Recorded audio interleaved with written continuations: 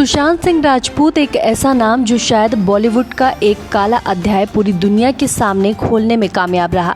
एक ऐसा अध्याय जिसके बारे में दुनिया ना जानती थी और ना ही उन्हें आभास था। लेकिन सुशांत सिंह राजपूत की मौत के बाद बॉलीवुड ने नेपोटिज्म के बारे में सिर्फ जाना ही नहीं बल्कि एक बड़ा आंदोलन भी छिड़ गया। इसमें कई सारे नामों को सोशल मीडिया पर काफी कोसा गया, काफी आलोचना हुई। लेकिन इन सब के बीच सुशांत सिंह राजपूत की मौत का कारण क्या था, इसकी अभी तक सच्चाई सामने नहीं आ पाई। सुशांत सिंह राजपूत की मौत आज से ठीक 1 महीने पहले हुई थी।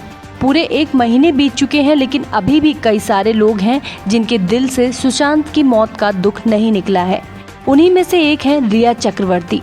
सुशांत की मौत के बाद से ही रिया चक्रवर्ती गायब थी, लेकिन अब जाकर सामने आई है। एक बेहद इमोशनल पोस्ट उन्होंने सोशल मीडिया पर शेयर करते हुए सुशांत सिंह राजपूत को याद किया है। सोशल मीडिया पर सुशांत के साथ एक तस्वीर शेयर करते हुए रिया चक्रवर्ती ने लिखा, अपनी भावनाओं से अभी भी लड़ रही हूँ। मेरे दिल में एक गहरा सन्नाटा सा है। तुमने मुझे प्यार पर और उसकी ताकत पर भरोसा करना सिखाया था। तुमने मुझे सिखाया था कि कैसे एक आसान सा गणितीय समीकरण जिंदगी का मतलब समझा देता है। हर रोज मैंने तुमसे कुछ सीखा ही था। मैं इस बात को कभी नहीं मान पाऊंगी कि तुम अब यहाँ नहीं हो। मुझे पता है कि तुम अब और ज्यादा शांतिपूर्ण जगह पर हो। वो चांद, वो सितारे, वो गैलेक्सी, सबने बाहें खोलकर सबसे महान फिजिसिस्ट, भौतिक विज्ञानी का स्वागत किया होगा। तुम संवेदना और खुशी से भरे हुए थे। तुम एक शूटिंग स्टार टूटता तारा में और ज्यादा चमक भर सकते थे। अब तुम खुद एक शूटिंग स्टार बन गए हो। मेरे शूटिंग स्टार, मैं तुम्हारा इंतजार करूंगी और दुआ करूंगी कि तुम मेरे पास वापस आ जाओ। रिया की भावनाएं यही नहीं रुकी। उन्होंने आगे सुशांत को याद करते हुए लिखा, एक सुंदर इंसान जो कुछ भी हो सकता है, तुम वो सब कुछ थे। सबसे बड़ा करिश्मा जिसे दुनिया ने देखा। मेरे शब्द उस प्यार को बयां करने के काबिल नहीं है जो हमारे बीच था। और मुझे लगता है कि जब तुमने ये कहा था कि ये हम दोनों से परे चीज है, तब तुम्हारा मतलब बिल्कुल यही था। तुमने खुले दिल से हर चीज से प्यार किया था और अब तुमने मुझे दिखा दिया है कि हमारा प्यार सचमुच लगातार बढ़ने वाला है। शांति से रहो सुशी। तुम्हें खोए हुए 30 दिन हो गए हैं, लेकिन तुम्हें प्यार करने के लिए लाइफ टाइम है। इस लंबे पोस्ट को सोशल मीडिया पर शेयर करते ही रिया चक्रवर्ती ट्विटर पर ट्रेंड होने लगी। दरअसल जब सुशांत की मौत के सिलसिले में सबसे पूछताछ हो रही थी तो उनमें रिया भी शामिल थी। रिया से लगभग 11 घंटे की लंबी पूछताछ की गई। इसके अलावा पुलिस ने रिया से सुशांत के साथ उनके रिलेशनशिप, झगड़ों, फोन कॉल्स, मैसेज, सुशांत के डिप्रेशन से जुड़े सवाल पूछे थे। रिया के भाई सोविस चक्रवर्ती से पूछताछ की गई थी। दरअसल रिया और सोविस दोनों ही सुशांत की 3 स्टार्टअप कंपनीज में डायरेक्टर और एडिशनल डायरेक्टर की पोस्ट संभाल रहे थे। सुशांत और रिया की शादी की खबरों को रिया के प्रॉपर्टी डीलर सनी सिंह ने कंफर्म किया था। उन्होंने ये भी बताया था कि रिया और सुशांत एक साथ रहने के लिए घर भी देख रहे थे। रिया ने ही डीलर से कहा था कि दोनों शादी कर रहे हैं और इसीलिए घर तलाश रहे हैं। सुशांत इससे पहले जहां रहते थे वहां उनकी लेट नाइट पार्टीज के चलते पड़ोसियों ने शिकायत की थी, जिसके चलते वो 2 बार घर बदल चुके थे। डीलर का कहना था कि जिस घर में सुशांत ने फांसी लगाई वो भी शायद दोनों ने साथ लिया था। चीन ने जो कुछ भी भारत के साथ किया है वो जग जाहिर है। भारत चीन सीमा को लेकर पिछले कई दिनों से जो खबरें सामने आ रही हैं, उसे देखने और सुनने के बाद यही लग रहा है कि अब चीन भारत के खास दोस्त और पड़ोसी देशों के साथ संबंध बनाकर भारत के मैत्रिक संबंध को खाक करना चाहता है। इसका एक रिजल्ट हम नेपाल के रूप में देख चुके हैं। कहा जा रहा है कि नेपाल ने भी चीन की बोली बोलना शुरू कर दिया है। अभी हाल ही में जिस तरह से नेपाल के पीएम का बयान आया है वो काफी विवादित रहा। भारत सरकार ने यहाँ तक कह दिया था कि नेपाल के पीएम को अपने बयान पर माफी मांगनी चाहिए, लेकिन नेपाल ने इसकी कोई परवाह नहीं की। अब जो खबर आ रही है उससे आपको सब पता चल जाएगा कि चीन का इस वक्त मंसूबा क्या है।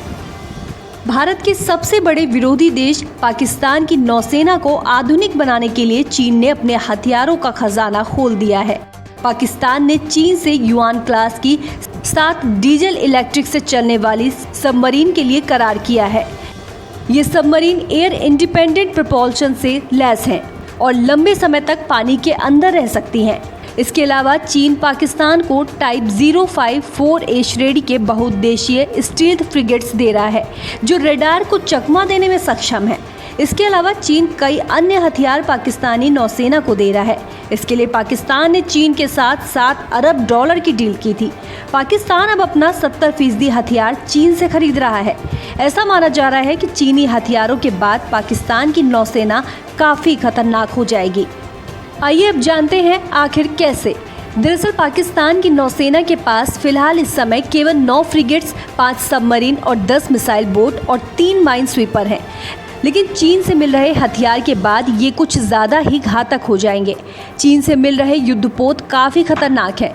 युद्धपोत 4000 समुद्री मील तक हमला कर सकते हैं और इन पर ज़मीन से हवा और सबमरीन रोधी मिसाइलें लगी हुई हैं। पाकिस्तान को ये हथियार 2021 से 23 के बीच मिल जाएंगे। पाकिस्तान को मिलने वाली चीनी युआन क्लास की पनडुब्बी दुनिया में सबसे शांत मानी जाने वाली पनडुब्बियों में से एक है। इन 8 में से 4 पनडुब्बियां 2023 में पाकिस्तान को मिल जाएंगी। चीन अब पाकिस्तान के सहारे हिंद महासागर में पैठ जमाने की कोशिश करता नजर आ रहा है। पाकिस्तान के ग्वादर में चीन के नेवल बेस के संकेत मिले हैं और माना जा रहा है कि इस बेस के बनने से हिंद महासागर में चीन की मजबूती बढ़ जाएगी। और इन सब की जानकारी हाल ही में आए सैटेलाइट तस्वीरों से मिली है।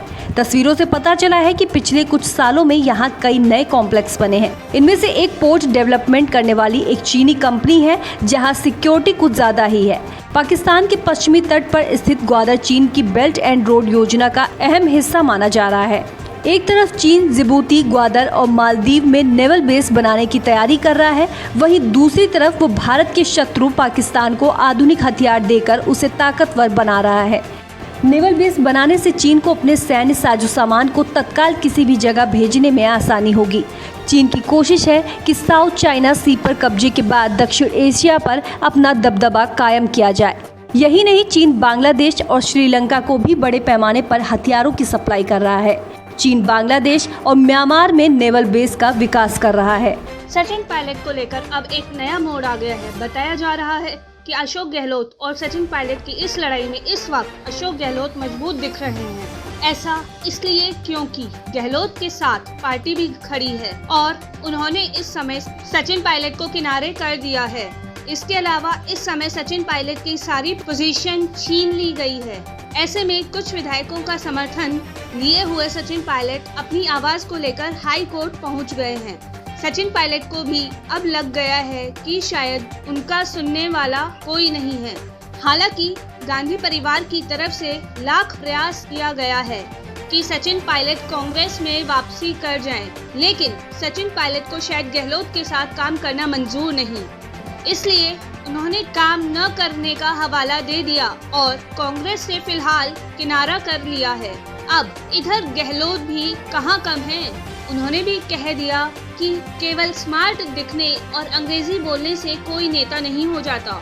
सचिन पायलट को सब कुछ बहुत जल्दी मिल गया है, इसलिए उन्हें इसकी कदर नहीं है। लेकिन जिस मुकाम तक वो पहुँचे हैं, अगर किसी और पार्टी में होते तो मेहनत करके जब पहुँचना होता तो समझ आ जाता।